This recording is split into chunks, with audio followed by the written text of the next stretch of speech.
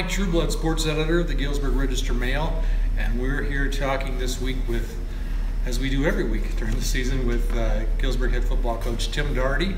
The Streaks are getting ready for their final home game of the season, Friday night against Rock Island. The season rapidly drawing to a close, and Galesburg still has some playoff chances at stake, and there's no room for error from here on out, Coach. You got to win both of them.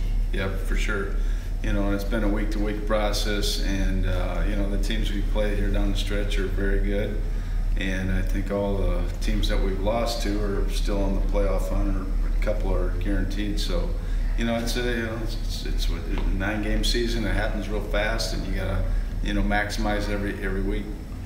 Well, you're coming off a loss at Alleman last week, and as an observer, what was frustrating to me in that game was you had some opportunities in that game and didn't capitalize on them. Had a couple turnovers and couldn't quite contain the Alleman quarterback, and that all contributed to the loss. Looking back on it, how does it look a few days later? Well, you know, I think like I told the kids, you know, I think it was our best effort game. It may not have looked like it in the stands, but you know, that with an inexperienced team, it takes a while to get that in the right direction. But you know, if you cut out 4 or 5 plays, unfortunately you can't.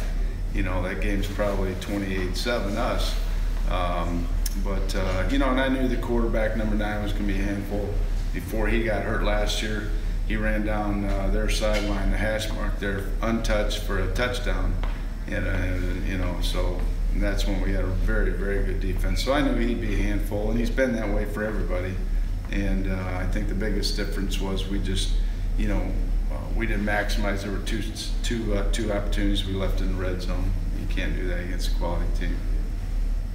Rock Island presents a different kind of challenge this week. Talk about what you have to sort of keep an eye on this week. Well, you know, the Rockies always explosive. They have very skilled athletes. They're linemen. I don't know where they got them, but you know, they were good last year. These guys are bigger and faster, and you know, their record's deceiving because the teams that have beat them, you know, are quality teams. So you know, it's another dogfight, and we just got to regroup and get after them.